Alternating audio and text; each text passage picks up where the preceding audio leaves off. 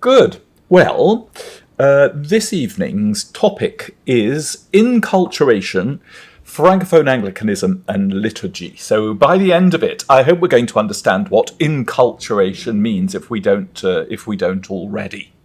It's a bit of a big concept. It's related to missiology, the idea of how mission happens. It's related to how something becomes indigenous. It's related to very non-religious concepts as well, since it sprung up in the wake of the rise of the social sciences at the end of the 1800s, like anthropology and sociology. And very many of the concepts that inculturation takes on board are drawn from those places. But we'll also see that there's something akin to inculturation in the Bible itself. Let's begin then with the Bible, a good place to start. The liturgy, as we have discovered, as we've explored various different aspects of it over the last few months, is all about how the Word becomes flesh. How Christ becomes present to God's people, how the Spirit becomes present to God's people, how God himself becomes present to God's people when they're gathered together in a liturgical setting to pray, to sing, to read, to celebrate the sacraments. So what we have discovered actually is that our liturgies all clothe themselves somehow in the language, in the art, in the music of the culture in which they're expressed. So the word always, by the word I'm talking about Jesus here, the word, well, in more general terms, the body of Christ, it comes alive always in a particular context. So in a particular place, in New York, in Africa, in Haiti, in France, in England, and in a particular people. We all have our individual outlooks on life. We all have our outlooks on life which we share with those around us, and we use those outlooks, or we inhabit them rather than use them. That's a better way of putting it, in order to be able to express the things that we want to express. Christianity is an incarnational faith. That is, it's about fleshiness, things becoming touchable, smellable, hearable, feelable. And what we recognize when we talk about inculturation in particular is that every culture is gifted by God with the beauty of their own context and their own time. So here you can see some of the many faces of Jesus that have been painted by different people throughout the centuries, expressing something of this inculturation. What does it look like to picture Jesus in your own time, in your own place, in your own culture, in your own language? Here are some more images of Mary and Jesus. As you can see, a very intimate image to choose, because this is all about incarnation, about the tangibility, about the touchableness of Jesus. Up on the left-hand side, I think that's supposed to be Mary Magdalene, actually, in the Indian looking picture. Then on the bottom there, in the middle, you have the hidden Japanese church of the 1700s, when people who were Christians would recognize this immediately as an image of Mary and the child Jesus, but those shoguns who were persecuting the church would not necessarily recognize such a thing. So that we can see that even in particular cultures, certain images that are carried from the Bible bear their own meanings, and they're not immediately recognizable to the secular culture around, because they take on a transcendent aspect to them that's immediately recognizable across cultures. There's something there that isn't just what you'd call inculturation. There's something there that transcends these human anthropological categories of what inculturation is about. We're going to explore a little bit about what that might mean. Now, as we've seen throughout our little course on liturgy, ever since the very earliest Christian communities and in the Hebrew Bible itself, the members of those communities have always expressed their belief in this universal message of Christ, or in the message of the Hebrew scriptures, using the tools and the expressions of their own particular cultures. And the Bible, when we did that interfaith spirituality, I don't know if you remember that, we discovered that the Bible itself is actually a rich account of something that we might nowadays describe as inculturation, using that secular term. But what the Bible actually does is it uses the language, the art, the music of the ancient world to express their encounter with God. Here on the screen, you can see a sort of reconstruction, fanciful rather, of the interior of the temple in Jerusalem. We discovered that the Ark of the Covenant, with its cherubim hovering over it, had a very, very, very close cousin in the processional arks or processional boats of ancient Egypt.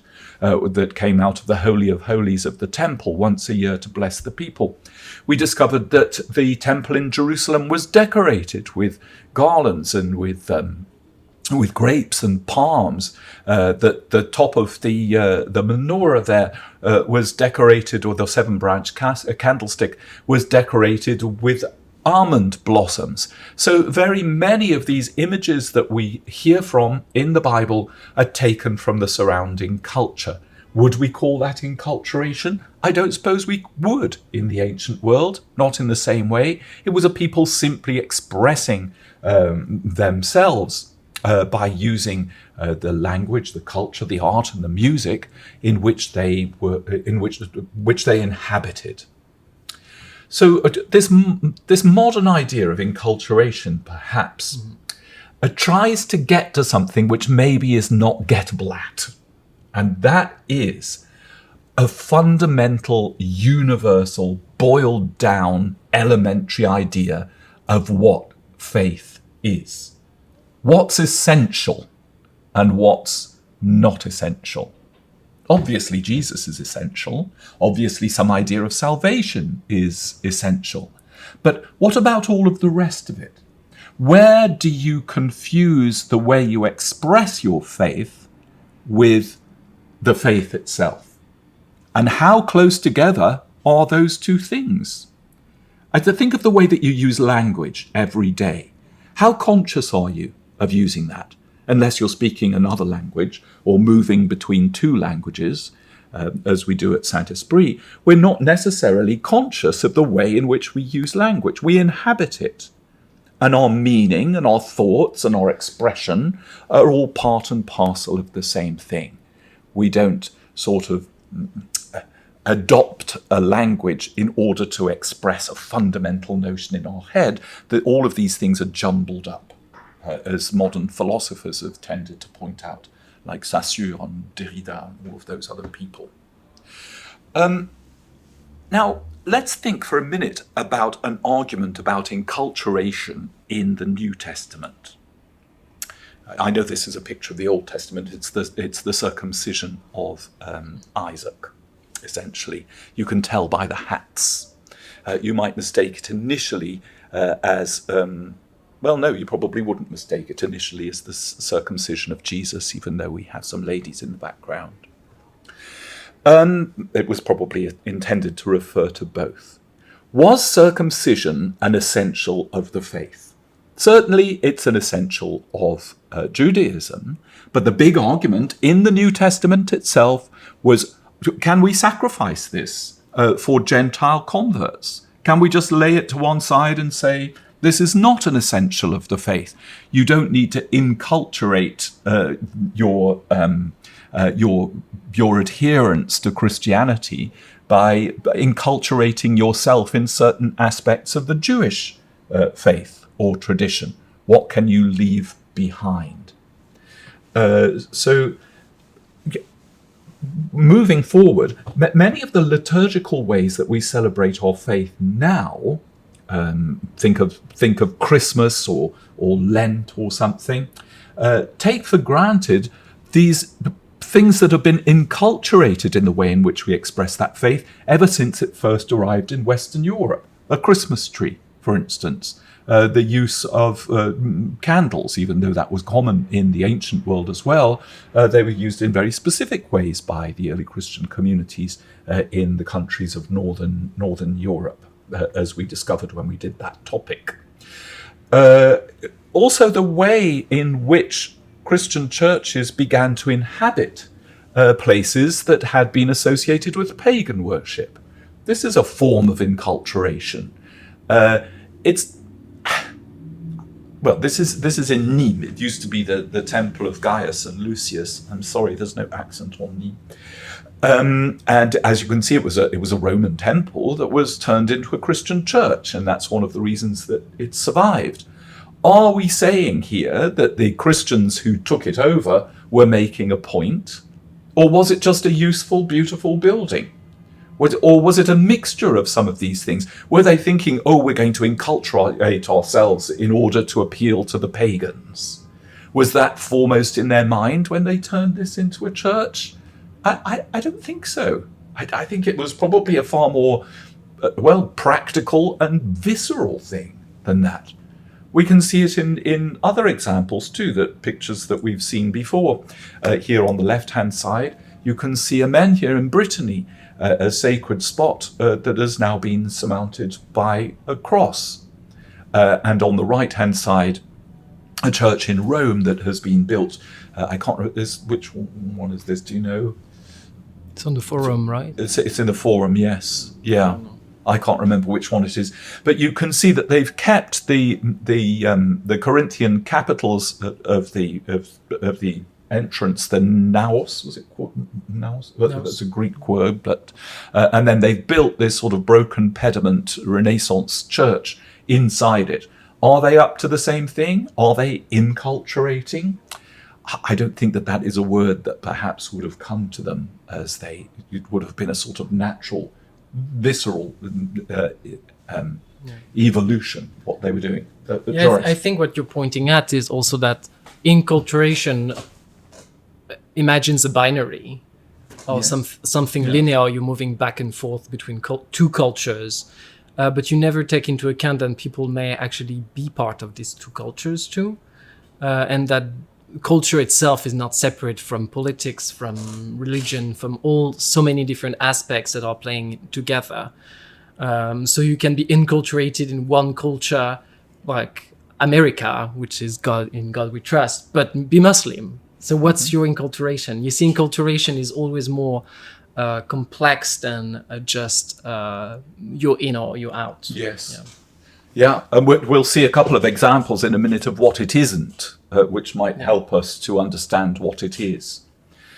Last week we looked a little bit at the way in which our own liturgical life at Saint-Esprit has enculturated itself in a place of margins, actually, of various languages, of many different cultures, many different nations who have come together. How would we describe that?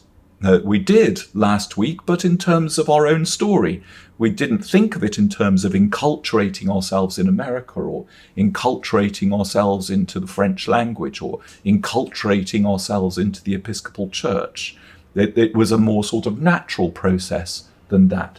So I think we sometimes understand enculturation as a thing that you do, a process that you go through consciously, to take on the culture and put Jesus in there and get Jesus expressed through whatever it is that we're doing. A sort of intellectual thing, an attempt to express the core of the gospel through the culture or the language of other people. But in the end, I don't think it's that, not really. I think enculturation is something that the Spirit does. It's not something that we do. If it was, we might as well just become anthropologists or sociologists or something. It's the work of the Spirit, the work that the Spirit does through our cultures.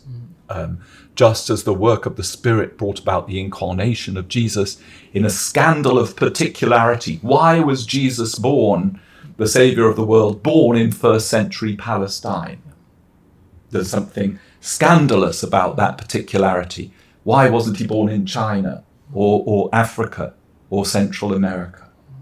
The Spirit works in ways that transcend human cultures, but breathe through human cultures. Yeah, what we will see too, and that will help us also understand what is enculturation and how it relates to the Incarnation, is that just like with Christ's Incarnation, there were a lot of powers who resist and try to crush enculturation, or this process of listening to the Spirit that make us all more embodied and more Christ-like, and so we're going to see that just like it's the work of the Spirit, there are also powers that are vying against it. Yes, I will. It's never an easy task, this business. What one culture sees as complimentary or honorific, for instance, can be seen as insulting in another culture. So for instance, the act of throwing branches in front of a dignitary, like Palm Sunday, in the ancient Eastern world was a great honor. And yet in some cultures of the world, if you threw branches in the way of a dignitary, it would be considered a terrible insult. So how are you going to translate the Bible? Are you going to keep the story there and have to explain it? Or are you going to change the story and say the people swept the path in front of the donkey to clear the way for the entrance, the triumphal entry? It's a small example. I think I told this story once before, earlier on, about a trip I made to Nigeria, where the mission had been founded by Irish Protestants of a rather deep dye, and they were very offended by the ladies of the choir not wearing bras when they came into church to sing. So he required them to wear bras because he thought it was more modest. Well, in that part of Nigeria, the only people who wore bras were prostitutes. And the women of the choir were deeply upset because the word got around that the little mission there had a choir of prostitutes. It's heartbreaking when you see it, that's not the Spirit working. That's something else that's going on. It's interesting because just like everywhere in the Bible, when the Spirit is not working, it's because people and humans don't listen. And in that case, that's what was happening. Yes. You didn't listen to what the women had to say about that. Yeah. So we'll see how it plays out in the history of. Because we can see sometimes, that the church as a whole doesn't really have a phenomenally fantastic record on when they do enculturation consciously, especially in African and American countries. Sometimes indigenous cultures from wherever have been condemned, as a whole, as if to say there's nothing worthwhile in them. And this means that people have heard the message of the gospel only through the voice and the image of a culture that is entirely foreign to them. And that was probably particularly true of some of the missionary endeavors that began in Europe at the height of imperialism. See a little picture of something like that. And let's not fool ourselves that it stopped. Do we know about Saviour Barbie? Have you come across this? This is an Instagram account, I think, of Barbie as on a mission trip. I came across a little bit of this when I was chair of the Global Mission Commission, that some young Americans want to go on a mission trip to put it in their resume for college or something, and take with them the idea that they're bringing Jesus or the richness of Western culture to poor, benighted people. So here on the left-hand side, you can see the spoof account of Barbie Saviour. And she's saying, "We take so much for granted in America: pumpkin spice lattes, Chick-fil-A, Ugg boots and yoga. I'll never view my rights the same way after hauling my own water today. This is the reality of so many poor Africans. I even broke a heel, and it broke my heart. Now I think I understand what it means to be broken in order to be made whole. I'm not going to lie, I was frustrated, but I did get a tan, and I did some more soul searching. There's always a silver lining and always an adventure. And then lots of hashtags like Save Your Barbie, In the Name of Love, Water is Life, In the Name of Jesus. Hashtag expat life. Expat life, yes. So you can see that this instinct is far from over. This is not the spirit movement. Well, clearly it's a spoof account, but it sometimes cuts quite close to the bone.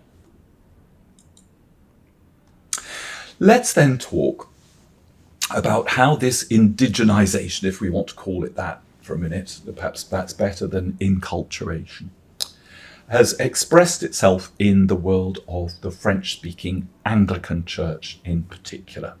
Now, Joris is going to tell the story for us from the European perspective in a little minute, but I want to begin by exploring where Francophone Anglicans are. Where are they to be found? Now, you can see on this little map, we have 56 states where Francophones are to be found and 14 observer states. The Anglican, Francophone Anglicans can be found here in Haiti, right here in the Democratic Republic of the Congo, in Rwanda and Burundi, in some of these French-speaking countries of Western Africa, over here in Madagascar, in the Seychelles and Île Maurice. We used to have a few from Vietnam when I first came to the church. That was many years ago. And up here in France, as well as in Canada. We should have a little blob here in New York, but we don't. There we go. It's not a country, I don't suppose, Saint-Esprit. Not yet, anyway. So we're going to explore some of these places. It's estimated that there are about 4.5 million Francophone Anglicans in the Anglican Communion. That's over twice as many as there are Episcopalians in the United States of America, by quite a long chalk. And that might be an estimate of the numbers, because it's quite difficult to get numbers in places like the Democratic Republic of Congo, in Rwanda and Burundi, and in some other places too. A previous rector of Saint-Esprit, Joris will show you a picture of him in a minute, Jacques Boucier, brought them together in a network, these Francophone Anglicans, French-speaking Anglicans. He gave the name rencontre, meetings, to that network. And over time, that became what we now know as the Réseau Francophone de la Communion Anglicane. And that network that he founded was intended to connect Francophone Anglicans with each other, to learn from one another, to launch collaborative work together, especially translations or training for lay people or ordained leaders. It's an official network of the Anglican Communion. It's not something that has just been invented. It's the Anglican Francophone Network, and here's their page in English. There's a French-speaking page as well. Le Réseau Francophone de la Communion Anglicane. So it's at the heart of the Anglican Communion. It could do with a bit of more life breathing into it, but we'll come to that in a minute. Francophone Anglicans can be found in many of those Francophone countries of the world, but actually the largest congregations are in the following places, and I've taken some pictures from their websites. First of all, the Anglican or the Episcopal Diocese of Haiti. As you can see from this picture, the diocese encompasses the entire country of Haiti. Here's the capital city, Port-au-Prince. Down here is where one of our missionary partnerships is that we've done through with Sam Owen and the New York Haiti Project. Up here you've got Cap Haïtien, where there are many Episcopal churches, and the Episcopal parishes are scattered all over Haiti. The first church was built in Port-au-Prince down here in 1863. The first bishop was actually ordained in the Diocese of New York and was a member for a while of the church, Grace Church, Broadway, down just below 14th Street. The Diocese of Haiti joined the Episcopal Church of the USA in 1875. So it's been around a long time. There's one diocese and two bishops, the main bishop down in Port-au-Prince and a suffragan bishop, or an assistant bishop, en principe anyway, up in Cap Haïtien. That's normally where the suffragan would be stationed. There are about 111 parishes and over 100,000 members of the Episcopal French-speaking church in Haiti. They use the same French Book of Common Prayer as we do, but they also have a few services in Haitian Creole. We've shared hymns with them. We sometimes sing hymns from the Haitian hymnal, and they sometimes use hymns that we have prepared here at Saint-Esprit. It's because I'm going to show you a couple of pictures that I took on a trip to Haiti a few years ago. This is a room full of deacons preparing at the seminary in Haiti. I sat down with them and listened to one of the lessons that it was on the Hebrew scriptures.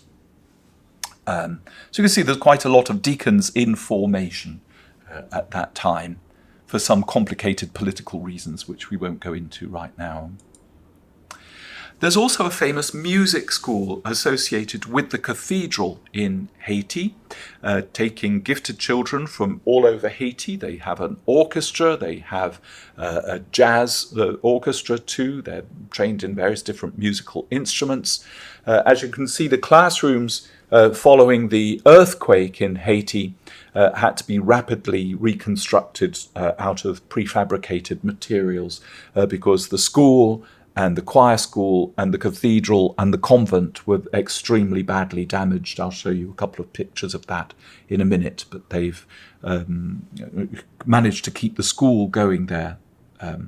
Their liturgical contributions to the music in French are very considerable and have been for a very long time. You can see this is all that's left of the beautiful cathedral of the Holy Trinity in Haiti. This was where the altar stood before the earthquake. The walls were painted in the most beautiful frescoes that were all lost. I think they were on the UNESCO World Heritage site, and it's not been reconstructed. You can see here also the convent of St. Margaret, the Order of St. Margaret. This was their chapel. That was also destroyed in the earthquake, and this little left of the community now. But that's the little notice that's still left there. It's extremely poignant, I think.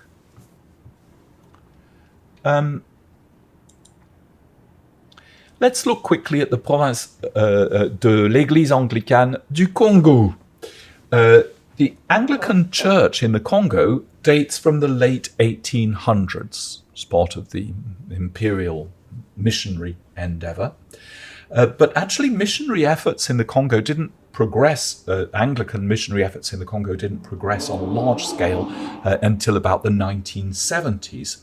But from the 1970s onwards, the Anglican Church expanded enormously, and it formed sort of spin-off dioceses in Burundi and in Rwanda. There are 12 dioceses in the Anglican Church of the Congo. The numbers are very difficult to estimate, but they must amount to several 100,000, if not more. And as we know, one of our mission partners there is the Diocese of Goma in the eastern Congo.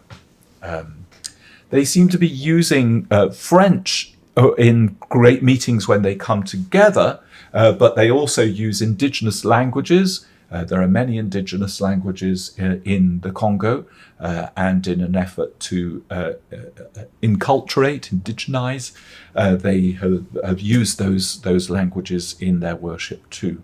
You can see it's a massive geographical area with a smallish population, but the importance of the Anglican Church in the Congo, the Francophone Anglican Church in the Congo, as we have seen, has been in its work to bring about peace in the wars of Central Africa. Burundi comes next. Here's a picture of the taken from the website of the Anglican Church of Burundi. There are almost a million Anglicans in Burundi. It's a huge number. We've had some visiting, thanks to Linnea, at the French Church of Saint-Esprit for UNCSW. They've gifted us with a beautiful basket and a little picture of their diocese too. Now, the Anglican presence in Burundi began in the 1930s. It grew very rapidly through medical work and education.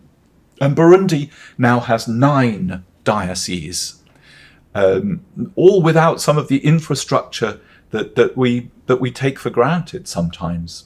It was a precious moment. It was lovely to have them there, worshipping in French in the United States, in an Anglican church, in a rite, in a liturgy that they recognised on a Wednesday.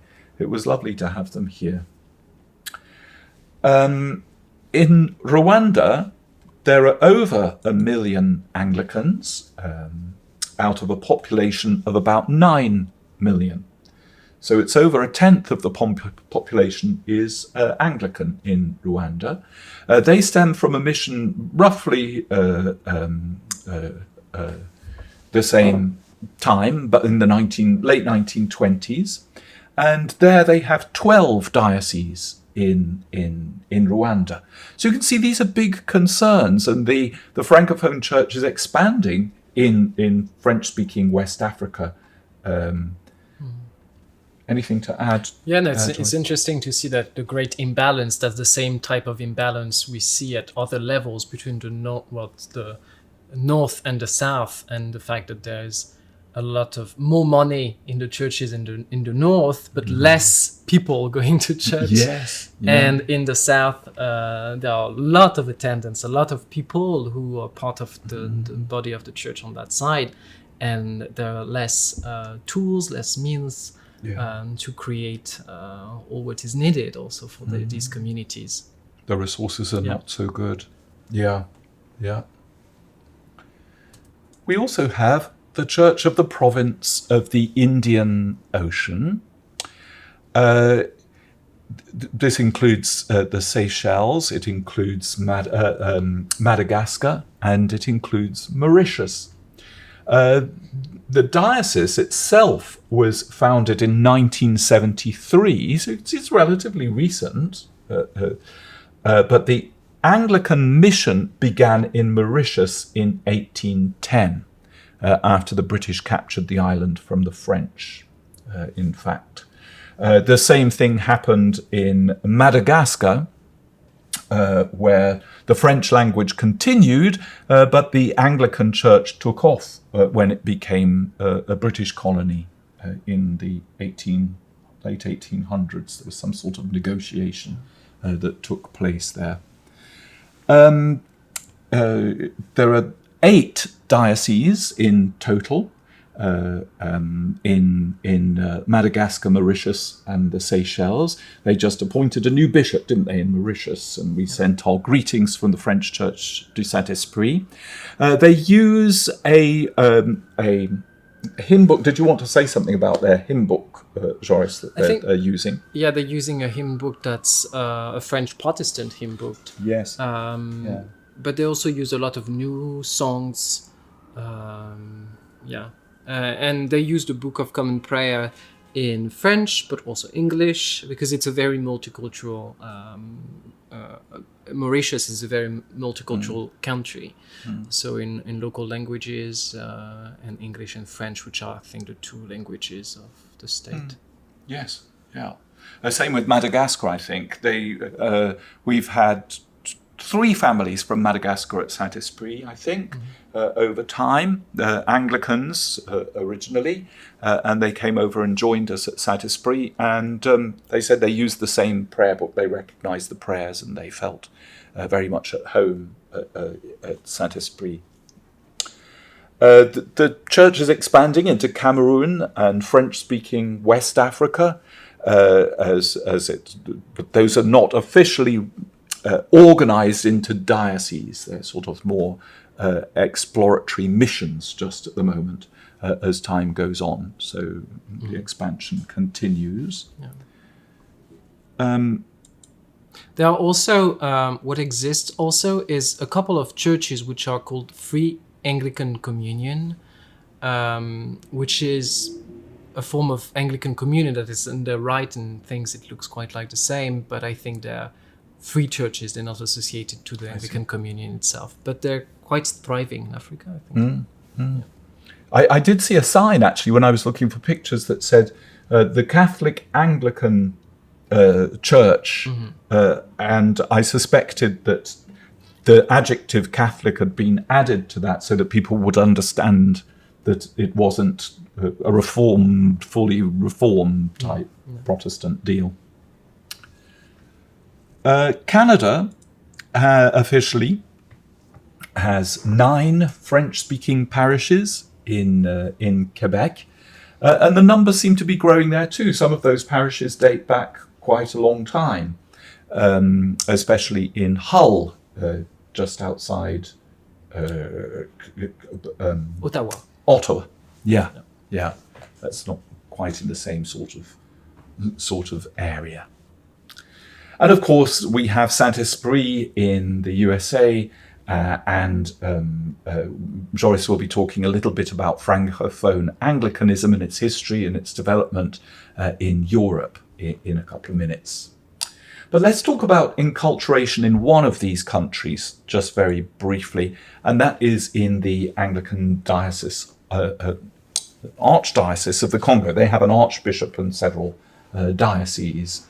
When the liturgy of the Church of England was introduced into the Democratic Republic of the Congo, 2 problems immediately came about. First of all, the message was foreign. It was easily misunderstood. It was strange. And secondly, the liturgy of the Church of England was a liturgy of a completely different culture, or at least it was felt to be so. As we know, it has deep roots in the Bible, but it's expressed in a certain sort of way. The music would have been very much along those lines too, way back when those churches were first founded in that archdiocese. So a lot of work was felt to be necessary to educate people in the Anglican liturgy and make it more accessible to people. The important thing was to get people to participate in it, not just to sit there in Anglican hats and hum along to music that they didn't really know, or make the correct responses in the correct places. So what people have tried to do more recently has been to sort of root that liturgy in the life of the people who participated in it. So it wasn't just... 2 things had to happen. People had to sit down and listen to the stories of the people who were attracted to the church. What were they saying about what attracted them to the Anglican Church? What did they like about it? And how could their own culture be celebrated through that? So it wasn't sort of artificially bolting on some sort of Congolese tradition to an Anglican liturgy, but have the culture itself express itself through a new Anglican form. It's as close as I can get to it. So what they did also, not just was not just to listen to the people who were coming along to the church, but they also explored the history of evangelism in the Congo. What went down at first? What was acceptable? What wasn't? What was understood? What was misunderstood?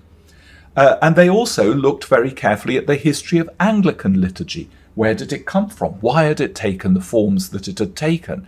Why couldn't some similar things happen indigenizing the Anglican liturgy in the Congo?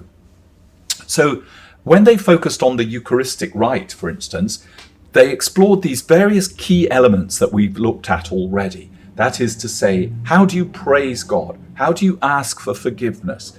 How do you offer a sacrifice of praise? How do you share the bread between the people? And what they did was take on this principle of the African notion of something that we call palaver in English, or palabre. That is a sort of dialogue and a lively exchange, something that we did a little bit in Indaba. That is the process of the conversation, of the sitting down and getting together and discussing and exploring and listening and sharing, was thought to be central to the way in which the liturgy was going to express itself in a Congolese context. They modeled themselves on clan gatherings or tribal meetings. And those tribal meetings, especially in the eastern part of the Congo, that were intended to establish peace or bring about unity with people. What did those meetings look like? And could we learn from those meetings in order to bring new life to the liturgy and make it more participatory? So all of these elements of the liturgy that I've just talked about were brought to life with symbolism, with language, with art, with this sort of responsorial dialogue, and music, all taken from the African tradition. So you can see that the hard work of bringing liturgy alive in a context, in a new context, involves a really serious, deep engagement with the history of the liturgies that you're bringing in, and a really serious, deep, spirit-filled engagement with the people who have been drawn to the church. And it's a constant dialogue between those two things in order to produce liturgies and ways of celebrating together that speak of that culture. This is the current Archbishop of the Congo, and it's 12 dioceses, I think. His name escapes me just at the moment. It's a rather nice picture, though. Well, that's all I've got for now, and I'm going to leave Joris to take over for our next step. Did you want to swap chairs? No, I think I'm fine. You're okay? Yep, great. Thank you. I'm going to build up on what Nigel just explained to us and how this process of, it's not really a process, but this reality of enculturation happens and evolve through time, because it's related to political situation, to religious influences, to trade, to exchanges, to movement, to migrations. And so we're going to see that actually a lot of what is typical of Francophone Anglicanism and a lot of minority groups inside the Anglican communion is that you are on the margin, and you always find yourself, and through different moments in the history of the Francophones in the Anglican communion, it happens that most of the time we have been on the margins, and it's a certain place that you encounter certain people too on the margin. And so we're going to have a look at that.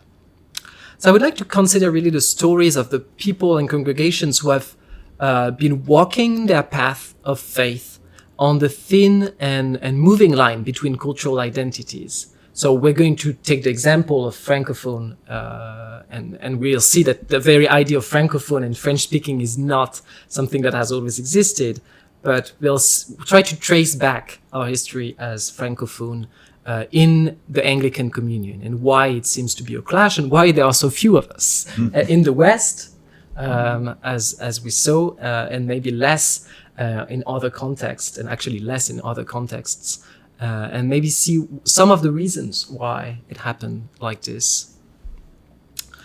So we're going to look at this margin between these two poles, between the Francophone and the Anglican identity, and see how the persons who have tried to walk this path between the two have often been, and I think that's probably the story you see also with the missionaries, people who have changed themselves and be changed, and were changed also, and changed the culture in which they were. So it's important to remember that the French language, first, as a standard uniform language, and also the Anglican faith as a national expression of the Church of Christ in the English language, are development, their creation. They've been created through centuries. That is, standard French really appeared since the 17th century, so the 1600s, at the same moment when the Anglican faith and the Anglican Church really was created out of the expression of the Roman Catholic Church in England as a consequence of the Reformation. So we'll see that both what has become created as the Francophone culture and language, and the Anglican faith and tradition and the Church, both of them are really dependent on imperial cultures and imperial worldviews, and two imperial worldviews that have been clashing. And I think the clash itself of Francophone French pole and the English pole, which were two main competing empires in the modern period, explains to a certain extent why there is so little room for a Francophone congregations to develop in the West that is the closest possible to the core of the metropole. And so we're going to try to look at that. So that is that at the moment when we're talking about, that is the moment when the Anglican Church was created in the 16th century, and the moment when the French culture also was formed in the 16th century, the two powers, the French crown and the English crown, were competing and vying to gain more and more power over their subjects. And the Anglican Church was part also of this process of formation of English subjects and subjects of the British Empire. Just like in France for a very long time, being Catholic and being French was similar. So you couldn't be, being Anglican and being French was as impossible as being Catholic and being English for the longest time.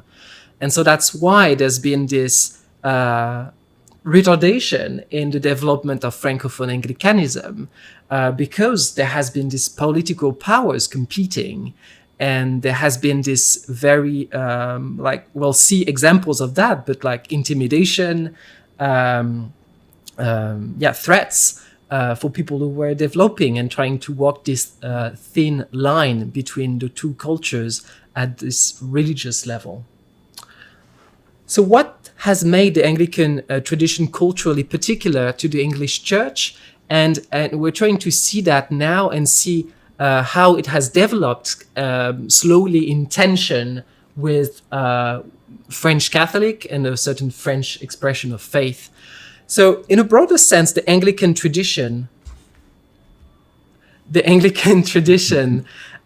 the ongoing social and religious heritage, continually revised through the centuries, of the people whose faith sees itself in relation to the Church of Christ as it is developed and it has been developed in the British Isles. So today in America, we're still inheriting, the Episcopal Church has very much inherited this Anglophile, Anglo-centered vision of the Anglican Communion. The Episcopal Church is not inheriting of the Anglican from Congo. So there's a form of legacy, of imperial legacy that the Church has inherited, that comes only from one part of the church. So it's really important, I think, to see this transfer of empire to understand what's happening in the church too. That is, although the church is called by Paul by Christ himself to be one body, where the parts that seem the most humble are helped by the parts that consider themselves the more glorious, you see that in reality, it doesn't happen in this really mutual way, and that there are some poles that are considered more glorious, which are the place from which the power flows. So we're going to see that and see how this started from England, and how it might not be as how could I say, how that it's also already a complex history as starting in England. So in the first really trade post between the Catholic Church in England, so that's before the Reformation, the church that became the Anglican Church, and the inhabitants of today's France, has been the English Channel, which has always been a pathway between the continent and the British Isles. So before the 1800s, France was not, as I mentioned, a monolingual uniform territory. People spoke many different languages and had different cultures. It was really a vast group of different cultures and languages. And so I'm trying to draw what were the relations between the British Isles and the faith in the British Isles and the realities on the continent, basically, because it's this form of tension between what happened on the British Isles and the continent, even before being a tension between cultures. Like on one side you have Francophone, and on the other hand you would have Anglophone. And that's the same type of tension that we saw with the that we will see also a bit more through the transatlantic reality of the Episcopal Church that was come from the British metropole and developed in the colony, and that we saw also with the Congo, that were found where the mission was started by colonizers who had crossed the sea. So the crossing of the sea is really something you see all again and again in the history of Francophone Anglicanism and Anglicanism at large, because it's a post-colonial reality.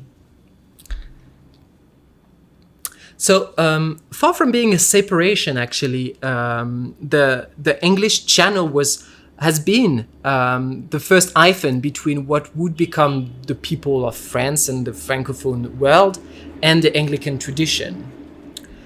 Here I'm going to show you something you've probably seen before.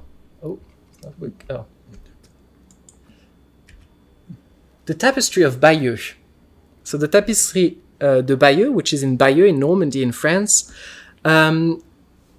shows the conquest of Britain, Great Britain, by William the Conqueror, right? Mm-hmm. And that's the very beginning of the tapestry. And in the very beginning of the tapestry, you see that political power and religious powers are not separable in pre-modern Europe, and probably not today, although we would like to think so.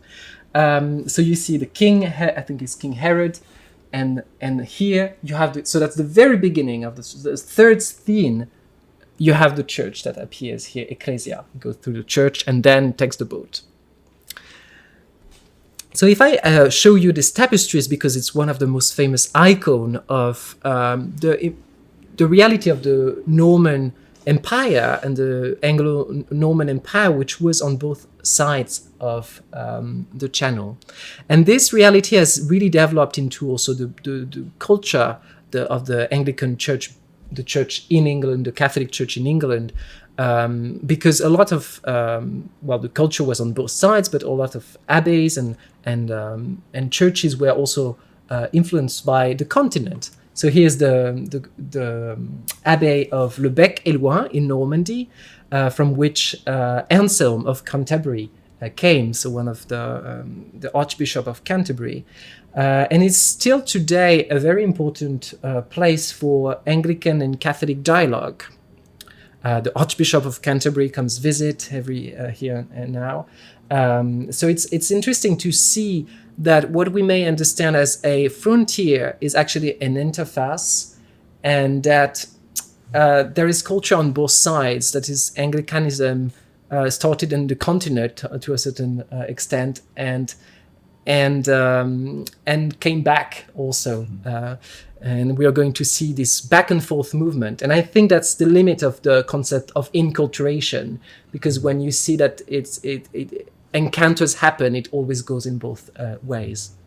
And I think that's really what we're experiencing also today more and more with the post-colonial reality. That is, colonization happened too. Well, the development happened in the modern time. Here we're talking about exchanges that started way earlier. So it's to see that, and to see how it's the post-colonial reality that we saw in the Congo, for instance, is grounded is the same form of exchanges that you've seen forever in the history of the world, is interesting, I think. And it's important to remind us not fully new, and that there has been conflicts, there has been changes, there has been political vying and religious vying for so many centuries. So here is a map. You see the Anglo-Norman conquest, where you see both sides of the channel. It's important to start this way because it's also a way to understand, I think, a later evolution of Anglicanism, and really show that it's not something that has always been bubbled up in England. So before the creation of an autonomous Church of England in 1534, there was a lot of exchanges, as mentioned, through, like, for instance, the Abbey of Lebec. So this exchange really, I think, helps to understand that it's not two cultures were not independent, were not homogeneous blocks in themselves at that time, but it's more a question of spectrum, that you see this reality between the church on the continent and the church in England. So I think that's really the point. What I want to make in that is that even when we go back to the origin, there is no one origin, and that's the tension. Something that we may, as postmodern people, think that there is an origin of Anglicanism, but when you look back before the Reformation, you see that things are more complex. So it's important, I think, not to essentialize cultural identity, as we tend to do, which racist, nativist, nationalist, and other exclusivist and modern conception of human interaction really tend to do.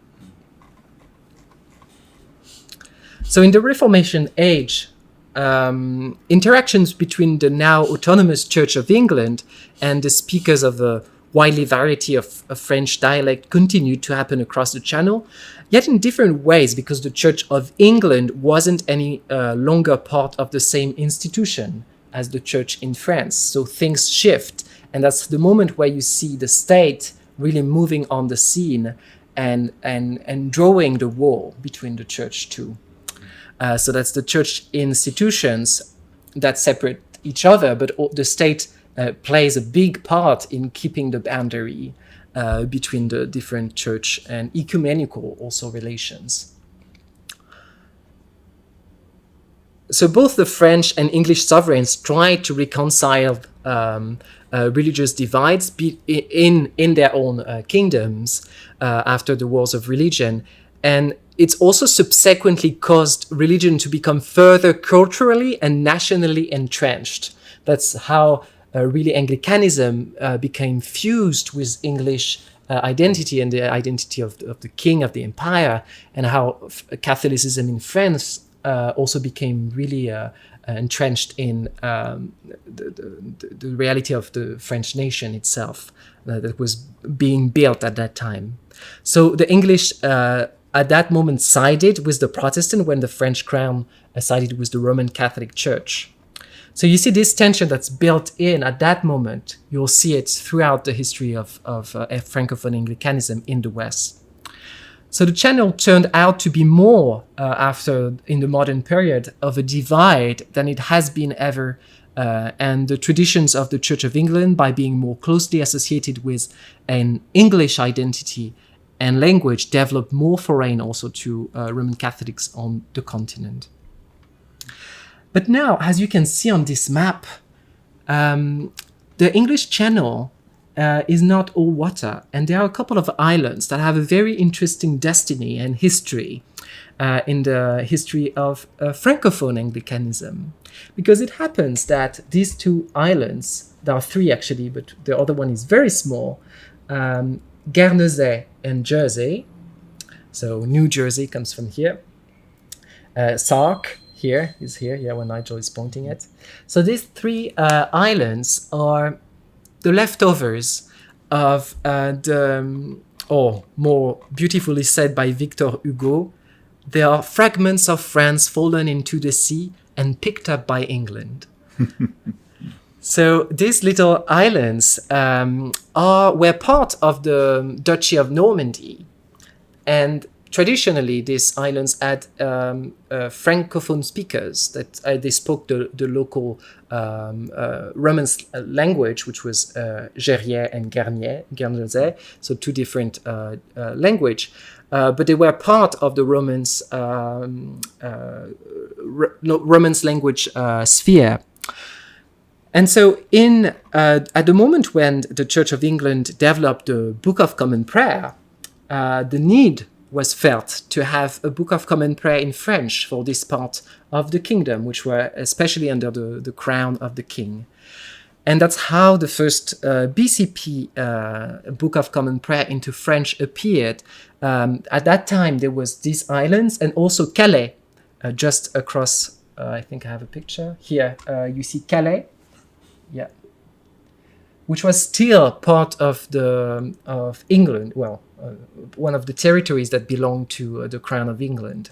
It was kind of the harbour and point of contact on the continent. I think it was Mary Tudor that lost it, wasn't it? And yes. She said, "When I die, they'll find Calais written on my heart." Exactly.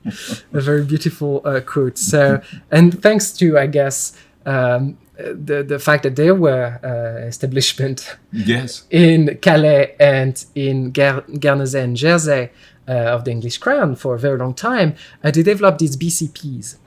I did another thing here, Joyce, just for 1 second. People are so used to seeing this map this way round and That's seeing true. this as a divide. Yeah. But actually, the people who lived there, the Celts who lived there and others, probably thought of it more like this.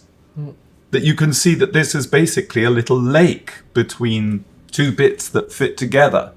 When you expand it and put Ireland in the picture, it really illustrates what you were saying about this body of water being a place of not division for a long time until the imperial identities emerged to make the Church of England and His Most Catholic Majesty Louis XIV of France, that this was a more fluid area. And there, right in the middle, we got the Channel Islands floating around.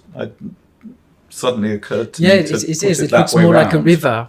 Yes. And that's a very interesting analogy, I think, because we've talked about the crossing of waters that have been so important, and this idea of walking through the river, like the Hebrews, or the crossing of the Red Sea is I think at play here. It's the idea of crossing divides that seem totally impossible to cross.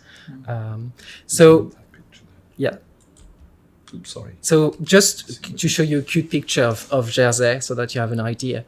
It's a bit more beautiful than some parts of New Jersey, especially around the airport. Yes. But anyway, so there is a very interesting story about how this came about. I'm not going to go into details about that, but there were basically at that time a couple of reformers that and divines and priests who came study in England too, and they became quite big names.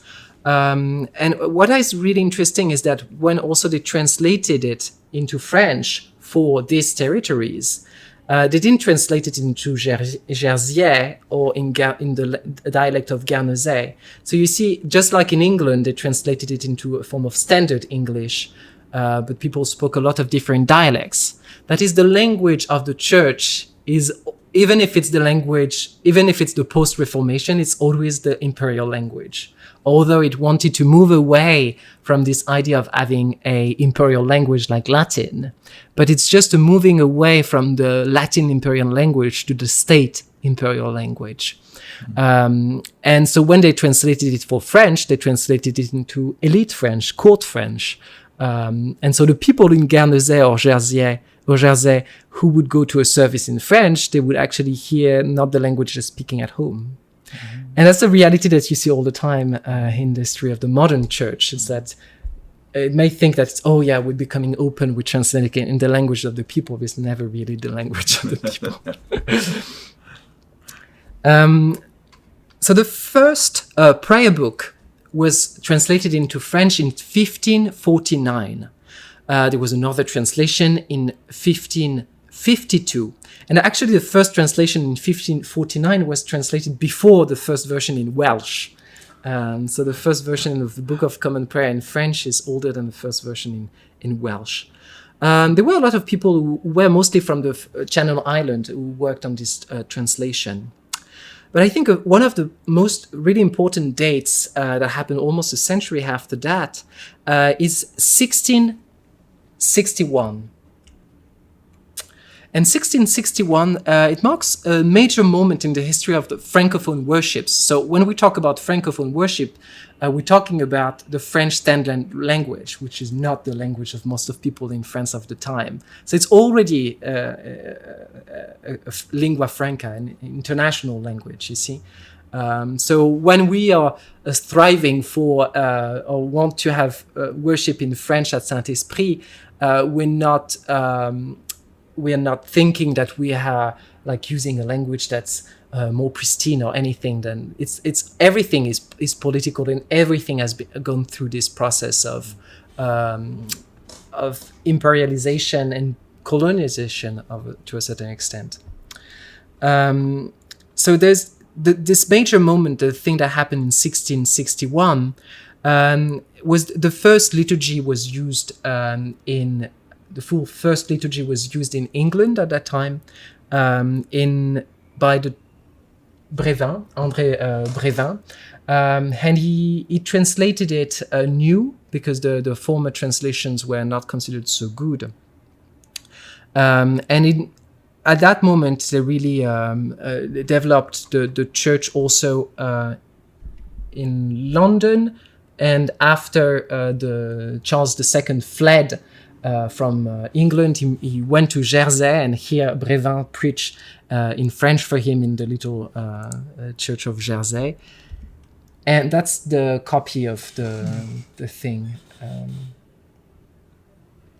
You see, and that's the chapel in the hospital in London, which Charles II gave, especially for the worship in French in London, following the Anglican rite. Now I'm going to talk about, so we talked about Brevin and the Channel Islands. Now there was something really interesting, I think, in the fact that it happened on both sides. And I think that's why the question of inculturation is a bit problematic, because the reality of Francophone Anglicanism happened both in England at that time, in the English Channel, but also in continental France. And here you see the picture of someone you've actually heard the poetry a couple of times at Saint-Esprit. It's the Father Gurney. So Father Gurney, I may introduce it now. So Father Gurney was sent to Paris to be the chaplain of the church, the Anglican chapel there, which was part of the Anglican embassy. And he was there for a couple of years, not so long, in the mid 1850s, 1800s, so in 1850, in 56, I think. And he stayed there for a couple of years, and he started to do something that really put him in trouble. Here's a beautiful picture of Paris at the time, is that he started to have worships in French. So it's under the Second Empire in France. The state church is still the Roman Catholic Church. And he started to have worship in French, and he was also kind of a high church, so he was close to the Oxford movement. And this put him in trouble, and we're going to have a look at a newspaper article from the time that really gives you an idea of the trouble in which he was for holding services in French in the Anglican Church. For the last 2 years, maybe you want to read, Nigel? Sure. This is the Anglican Church in Paris using French. For the last 2 years, a chapel has been opened by the Reverend Archer Gurney in the Quart des Coches, Faubourg Saint-Honoré. On Saturday last, Mr. Gurney was served with a notice from the Commissary of Police prohibiting the exercise of worship in his chapel so long as His Excellency the Minister of Public Instruction and Public Worship shall not have decided on the demand of a permission addressed to him by the said Archer Gurney. The Times of Paris correspondent defends Mr. Gurney from the supposition of having wounded the minister's susceptibilities by attempts at proselytism, stating circumstances, however, which seem rather to favour the presumption that such attempts have been made. He says, in some of the remote quarters of the town may be found a number of the poorer classes of English, who had not for a long time entered places of worship. Mr. Gurney succeeded in getting together about 60 or 70 children, born of English parents, long settled in Paris, or the issue of mixed marriages, but all belonging to the Anglican Church and remaining British subjects. Many of these children do not speak or understand a word of English, and for their benefit Mr. Gurney held a short afternoon service, which consisted of the Liturgy, translated into French, and a short discourse in the same tongue. The children, here referred to as the issue of mixed marriages, would probably be Catholics. Yes. So you see, the article is explaining us from an English perspective what's happening to Gurney. That is, he developed this service in French that you see here, Office des Vêpres de l'Église Anglicane, published in 1859. And because the church, the Roman Catholic Church, was also afraid and was literally seeing people going to these services in French, they basically sent the police, and through probably a lot of connection through the state and the very famous police of Napoleon III, who was quite a police state at the time, a bit like today. So here you see this collection that we use sometimes at Saint-Esprit for some of its canticles, and here that's the one I sung tonight actually. Aux lumières éternelles et pures, pour nous inaccessibles encore, devant qui l'ange sans souillure se voile sous ses ailes d'or. So the poetry is very beautiful. It's very high quality poetry, and it was long forgotten, and it's really beautiful to have discovered that. Archer Gurney here was actually a renowned poet. He has published a lot of poetry in hymns in English, and so it was a great discovery to see that he also composed in French and had very good skills. And he was also part of this very cultural milieu of the time in Paris in the second half of the 19th century. So it's a form of inculturation, you see, but he didn't come with his gros sabots, his big clogs, and say, we're going to do French ministry. It's because he saw a need, and he was also fluent in French, as you could tell by his poetry. And here's quite a fun letter from him, from Archer Gurney, to a very famous French poet, Théophile Gautier, where he's actually telling us a little bit about himself. He says, abandonné au moniteur depuis longtemps, so it's a news artist newspaper, surtout pour l'attrait de vos articles, l'idée m'est venue de vous envoyer ce manuscrit anglo-français, car je suis anglais et même ministre anglican servant une chapelle anglicane à Paris depuis bientôt 10 ans. Mais je l'espère aussi un peu poète. So he's telling us that he's been for almost 10 years, so we don't have the date here on this paper, but the minister of the Anglican Church in Paris, one of the Anglican Church in Paris of that time. And so his work is really worth remembering, I think, because we've been using it also because we were looking for a lot of hymns and good Anglican hymns in French, and there are not so many because there were not so many of Anglican communities and people that were able to translate and write hymns in this vein of spirituality. What I think we see with the two stories I told you, the one of the people in the Channel Island who were the origin of the first BCPs in French, and the story of Gurney, that is, we're set on both sides of the channel, is that it's kind of a pattern of things we always see in the history of Francophone Anglicanism. It's that because Francophone Anglicans are on the margin of the kingdoms, of the empires, geographically and in terms of influence, they have often been refugees or transnational, or in a situation of welcoming refugees or expats or transnational, people who are already between different cultures. You see it with the channel divines, these ministers who also had to flee when the Cromwell's Republic took over, and they followed the King Charles II into France. And au contraire, actually, Gurney had to leave Paris when the Civil War and the Franco-Prussian War and the Siege of Paris happened in 1870. So you see that these people are usually set on this boundary, and the story of Calais too is quite an interesting one, because it's always been a place of transition between the two. So this reality, this geographical and political reality of Francophone Anglicanism set between these two empires, is really a pattern you see throughout the history of it. So another page, another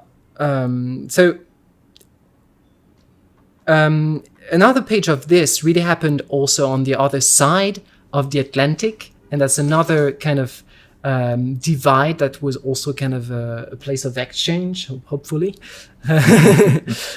between well, yes, we can say in recent history there was a lot of exchange with Jacques Boucier, who was a canon at the American Cathedral, and the mission recently that was started, where Nigel and I preached. So there's also this interface throughout the Atlantic. But it's quite interesting to see how it always works across water channels. So from the side of the English-speaking Anglican or Episcopal Church, there has been some form of reluctance you see on both sides because of imperial pulls and tears. That's really became more and more present in the 19th century and since the modern period, really. And this has really created, I think, this gap and this idea that really prevented the development of an Anglican Francophonism or Francophone Anglicanism in the West, because on the side of English-speaking Anglican or Episcopal churches, they didn't see the need to minister to the French, or didn't see the French part of their call to minister to them, so that a lot of the churches that were established even in Europe were seen as church for expats. And even today, most Anglican churches in Europe are seen and understand themselves as churches for expats. And on the other hand, the French state and already existing French-speaking churches, especially the Catholic, saw the presence of Anglicans ministering in French as a threat for their own interests. So both attitudes show, I think, that the work of inculturation is deeply Christic, and that's what I mentioned in the beginning, because it shocks our nationalistic, our culturalist, or clerical understanding of what the mystical body of Christ is.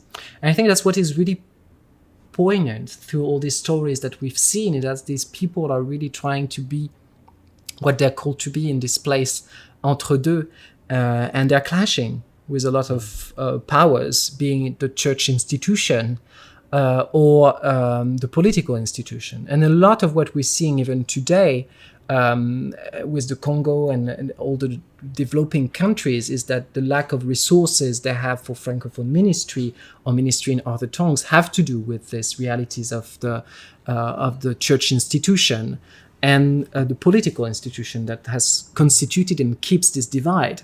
The fact that the Anglican Communion is really turned towards Anglican countries in Anglophone countries in Europe is one part of this reality. Is kind of the continuation, you see, of this imperial divide that we've seen in the English Channel, but on different landscapes.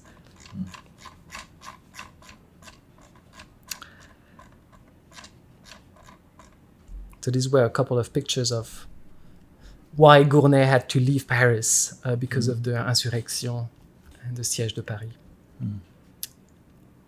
Oh, I don't know why this picture ended up here. That's a little church in the Channel Island. Well, it's a good way for me to talk about this thing that I think is a metaphor that we can use to talk about Francophone Anglicanism. It's the one of the archipelago. Because I think and that's a metaphor that's been actually used recently also by a lot of people who try to think differently about power and power structures and how communities are supposed to organize. Because we've had this imperial model of the church, which has been a top-down model, which has been, we know, and very institutionalized. That is, we know we have different institutions and parishes and things. There's an overseer, that's the bishop. But the reality of Francophone Anglicanism, a bit like the reality of the churches of the Refuge in the Reformed and Huguenot history, is one of not being gathered together under one institutional body, and it has created this archipelago reality. It's a good way, I think, to describe the relationship between Francophone individuals and communities with the Anglican tradition during the modern period. Because just like the Channel Islands, which were scattered Francophone Anglican Anglican initiatives, have been bordered by the same waters. They've been all floating in the same sea of Anglicanism, if you want, in Francophone worldviews. But they've been set in different and separate islands. That is, we had to tell this story. We had to do a lot of research to be able to tell this story of this different moment in history of Francophone Anglicanism, because we didn't know about it. We didn't know that, like, the Book of Common Prayer was originating from the British Isles and the Channel Islands, and that we had to look for these poems of Gurney because there was no transmission.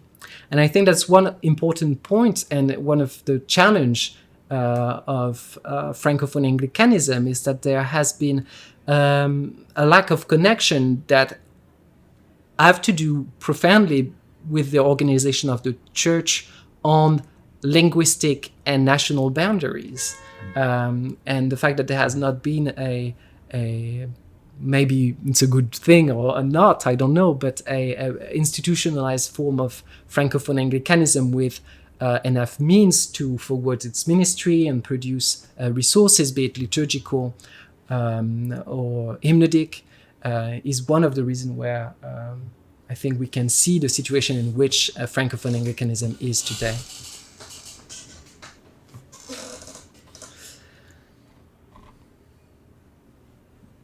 So this has also created something that we've seen, where, I mean, with all the stories that we've seen so far, with Gurney, with also the Channel Divines, is that these communities and initiatives have been very transient. They've appeared and vanished according to political and sociological streams in a manner as fast as the weather has changes in the Channel Island. Yes. And that's quite disturbing to see that, because, and you understand, I think, when you look at this history, why the church has wanted to institutionalize itself, to preserve the transmission. But you also see the pitfalls of it, because you lack resources, and you see that the lack of institutional support makes this community really dependent on parish leadership And that's really what you see. It's really paradoxical when you think of the Episcopal Church, which is supposed to be organized in dioceses that actually supports the needs of the congregations. But I mean, all the initiatives that we've seen were mostly parish initiatives. And one of them I'm going to show you quickly. So that's in Jersey, is the Book of Common Prayer that we've been using at Saint-Esprit, was commissioned by Saint-Esprit. And that's the first copy of it in 1803. And the second one here by the Reverend Verenne, Antoine Verenne and Anthony Verenne. Here you have a picture of him, who was one of the directors of Saint-Esprit, and he was at the origin of the new translation of the Livre de la Prière, des Prières Publiques. So you see that it really depended on, his work as a parish priest. He had the care of Saint-Esprit, of course, and he was also in charge of creating the liturgical material. So that's really something that you see throughout the history of Francophone Anglicanism, is the difficulty and the lack of a sustaining of Anglican Francophone communities since the origin of Francophone Anglicanism. And the only consistent Francophone Anglican community has been Saint-Esprit since at that beginning of 18th century. At that time, the missions were not, there were no Anglicans already in Haiti, and a lot of new Anglicanism is developing today. And I think these communities and all Anglican communities in the world need the support of the church and the most wealthy parts of the church. And I think that's how we come to the question of inculturation and the body of Christ and the unity of the body of Christ, is that it's also by sharing the goods that we have together. Beyond these worldly boundaries, which are political powers, church institutions, language barriers. So that's quite a demi-note thing, because it's quite of a sad reality, in the sense that there's been a church, a part of the church has been always set on the boundaries, but also the place where I think a lot of things can be revealed. Because you really set on these boundaries where a lot of people are suffering, being crushed between different powers, colonial powers, between, the clash of inculturation is one of conflict and resistance, and one of suffering also. And the history of Francophone Anglicanism has been one of that, of like, you don't always have what you want. And I think that's part of our frustration sometimes at Saint-Esprit.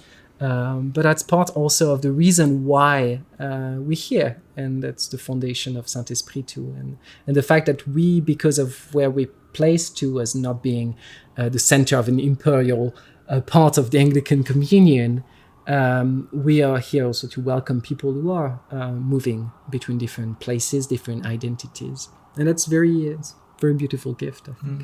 No? I think that also relates very closely to what we're going to be looking at either next week or the week after, which is the French language in our worship, the new translations, the fact that the French language brings us together, even though it ceased to be a sort of imperialistic language in some ways. It's a way in which we can communicate with each other and share some of the experiences, whether we're Americans or the English people or French people or Togolese people or whatever, wherever we come from, to be able to share our sense of exile and a place where a margin is, where you're seen for who you are and not just for the culture that you're supposed to represent or belong to unconsciously. Yeah, I think that's what is very powerful also, to realize that when you look back at the history of Europe, you also see that national language are creation as much as like the languages used by national states in Africa are creations. Like the fact that the Congo uses French is a product of colonization, but the very use of French as the national language in France is also political creation, and it's been applied through processes of colonization, inner colonization of like hegemony, cultural hegemony for sure. And so it's kind of interesting to be able to see that we have this common thing, this thing in common, and it's quite Anglican to say that, I think, and that we can do something with it. It's not good or bad. It's just what is out there, and that what God gives us to be together.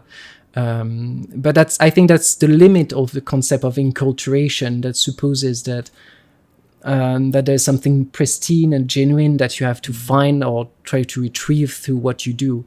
And what we see, I think, through the history of Francophone Anglicanism is that it's more messy than that, and that there's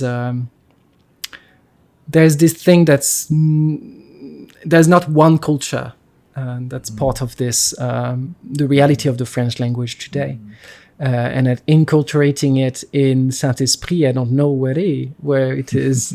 It's definitely on this 60th Street, but it's not inculturating it into a certain idea of the French language, or imperial view of the French language. And I think that's something that's really worth hearing for the Anglican communion at large. Because there is this assumption about the English language in the Anglican communion, and the fact that it's tied to the English crown to a certain extent still today, and certain practices associated with this imperial dimension of it. I don't know, I'm rambling a little. No, I don't think so. I think, when I worked in the Diocese of Europe, which was the Anglican diocese on the continent that stretched all the way from, the Azores in the Atlantic Ocean to Vladivostok on the other side of Russia. The idea was you did not use the indigenous languages of the country where the chapel that you were a vicar in was stationed. So in other words, if you started using the French language in Paris in your Anglican church, you would be perceived as poaching in somebody else's pond. You were trying to get the Catholics, because French is a Catholic language and English is a Protestant language. But you can see the nonsense of that now, that it belonged to a certain time, a certain way of understanding, which I think perhaps I hope we've got beyond. And the fact is that, take our Guillaume, for example. Think of how many languages Guillaume speaks and can move between. It's not so much the language that you use, it's what you use the language for. And if one of the things that you're using the language for is to make a cultural claim on a certain group of people, or make them conform to a certain thing, you're not using that language to express the movement of the Spirit. That's that perhaps. Yeah, I think it's an important thing to tell these stories, and I think it's not been told, not as a consistent line. Although I think it's really set in a very interesting place between these world empires. It would be worth publishing something maybe about that, but the thing was, one question about that, perhaps we can get into that more next time, but people often say that if it wasn't for, well, Shakespeare obviously, but the Book of Common Prayer and the King James Bible became the sort of gold standard of the English language, and still in the English language you use many expressions that can be found, that like the skin of your teeth or what have you, language that has been, I'm not expressing this very well, the great religious works of the Bible and the Book of Common Prayer shaped the English language, which then in turn shaped this imperial empire culture. And so there's always been a perception that the English language and the empire and the Protestant Anglican religion are meshed together in some way as part of the culture of the country. Yeah. And I read somewhere that Calvin actually produced a French, well, it's limpid, it's easy to read, and shaped a religious language in France. And yet Calvin was Protestant. Yeah. And Latin, I suppose, continued to be the language in which the Mass was read. And I'm wondering how language in France, was it more of a secular thing?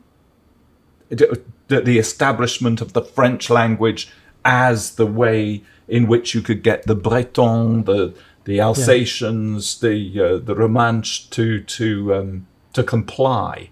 Yeah. It didn't have a religious dimension to it in the same way. No, not so much. No. Well, the development of the unity of the French language was created through literature and through court life, I think, and the development of salons. Because for the longest time, until the French Revolution, even the language of court, judicial courts was Latin. The language of the church was Latin. So that until the 19th century, really, the French language was shaped through literature and through discussions, and that's also a consequence of the divide in French between religious and secular that's created at this moment.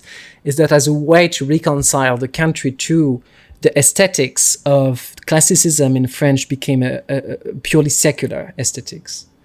That is, you're not supposed to, like some of the most famous classic novels, for instance, are not mentioning religion at all. Like La Princesse de Clèves, although the book is infused with a form of Jansenism, there is no mention of religion. So there's the creation of a certain language that wants to be detached also from the religious, that's left to its secular, to its all bubble. Some people, of course, try to, express and really shape a style by talking about faith, like Pascal. But the majority of the language, I think, was shaped by this secular... By a secular movement. Yeah. Is that one of the reasons why, for instance, the French hymnody developed in a certain direction? There were popular songs sung on pilgrimages and what have you, but there wasn't the idea that you would produce refined poetry to be sung. I think the reality of French hymnody, and we may talk more about that, is actually a byproduct of that, because we see, and actually a lot of hymnodists, English hymnodists notice that in articles and things, is that French hymnody is sentimental. And that's because it's a form of transposition of secular poetry to religious feelings, you see, but it's not grounded in the reading of scripture, not as much. And that's maybe what we could see to a certain extent in the Labadist poetry that we sang, that was a form of grounding in biblical literature. But because the literature, it was more des chansons spirituelles, so spiritual songs. But we're moving a bit away from our topic. Sorry, I dragged this in a different direction. I just wanted to maybe conclude on another of our ancient prior rectors of Saint-Esprit. Yes, they're all looking a lot more illustrious than us. He's not the one with the hat. He's the one... We're going to talk about Jacques Boucier, who is the one with the Légion d'honneur. Yes, here, I think it was something in Virginia or wherever it was. Jacques Boucier is the one rector of Saint-Esprit that was also a canon of the Episcopal Cathedral in Paris. Nigel mentioned him because he founded Rencontre in 1985. And Rencontre was really meant to gather together Francophone Anglicans throughout the world. And he also wrote a little booklet that we have here at Saint-Esprit, which is called L'âme de l'Anglicanisme, the soul of Anglicanism. And in that book, it tries to kind of think a post-colonial form of Anglicanism. And and also talks about the first conference of Rencontre, which happened in Limuru in Kenya. I think it was in 1996, near to Nairobi. And it was the first international conference of the representatives of the Francophone Anglican Diocese. And they spoke at that conference of the growing desire of non-Anglophone members of the communion, in that case the Francophones, to see their diverse heritage, language and culture fully included in the Anglican communion. And it's still a challenge today. And they shaped this word, which was désanglicizé, de-anglicize Anglicanism. So what would it be to have a form of Anglicanism that's not attached or always dependent on the English language and all the power dynamics that we've seen?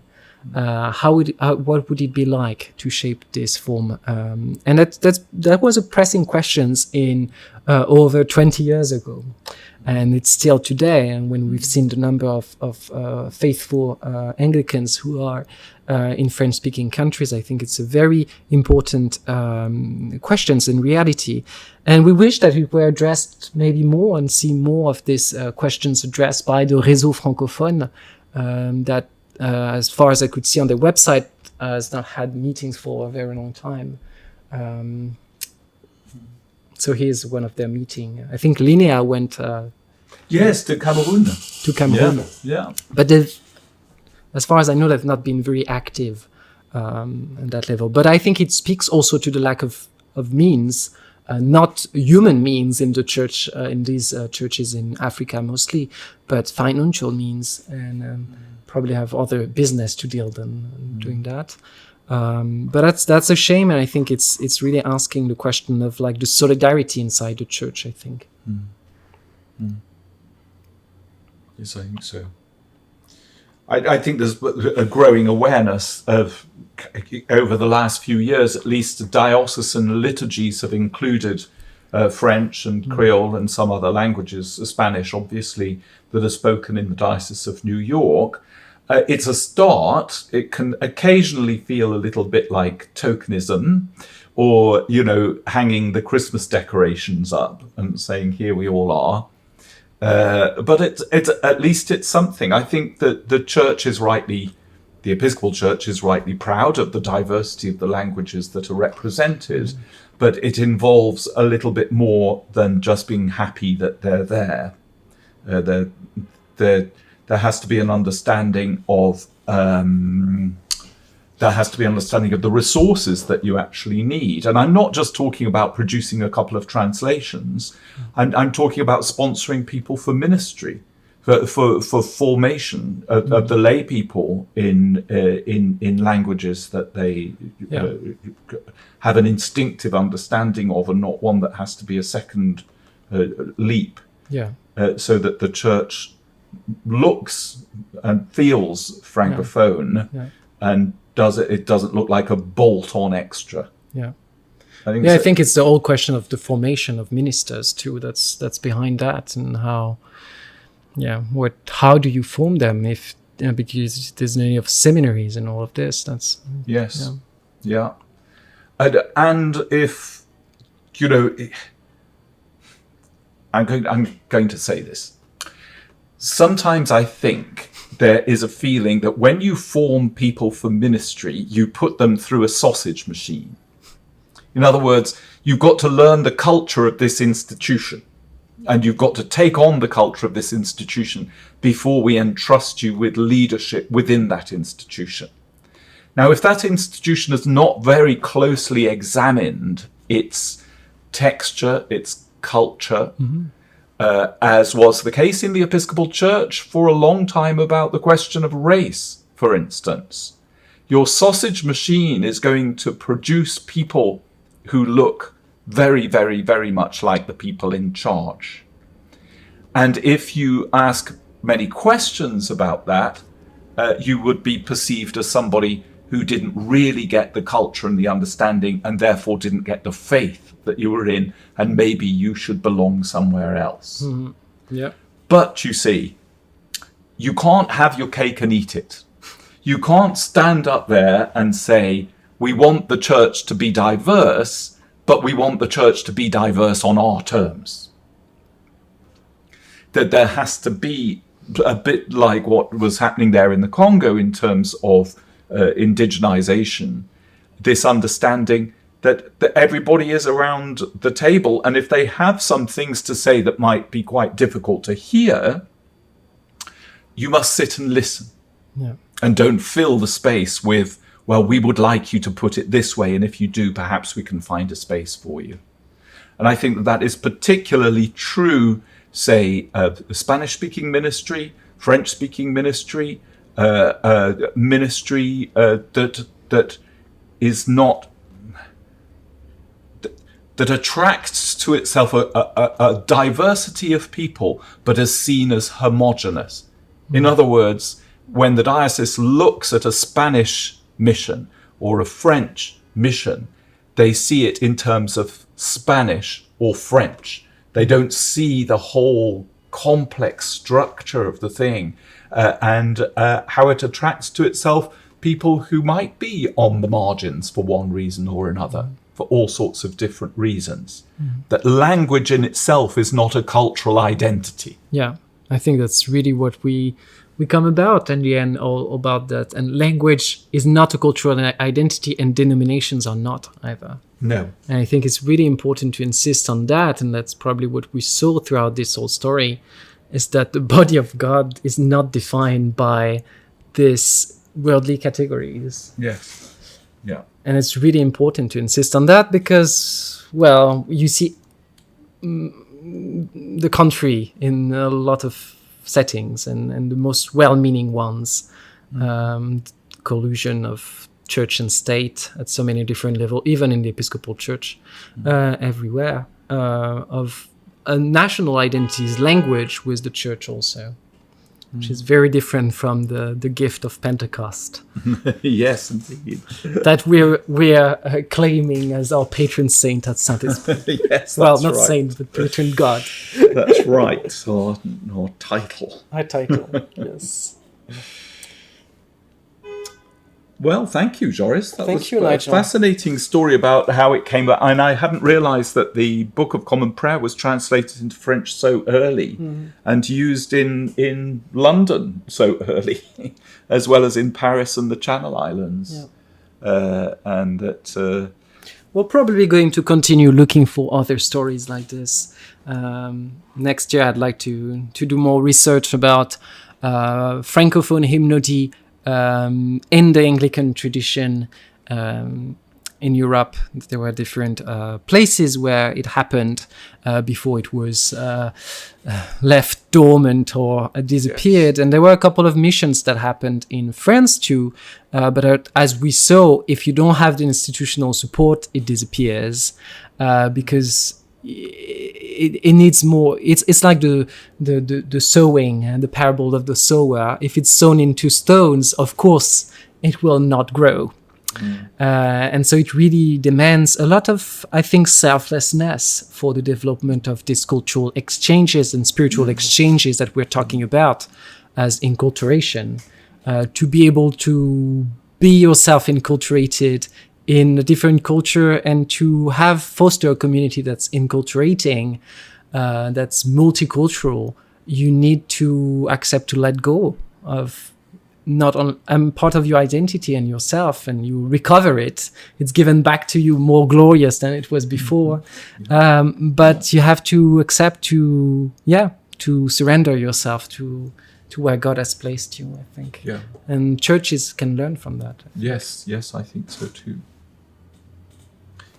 Well, I know the time has gone on a little, so 8:45. So next week we were going to do something on music.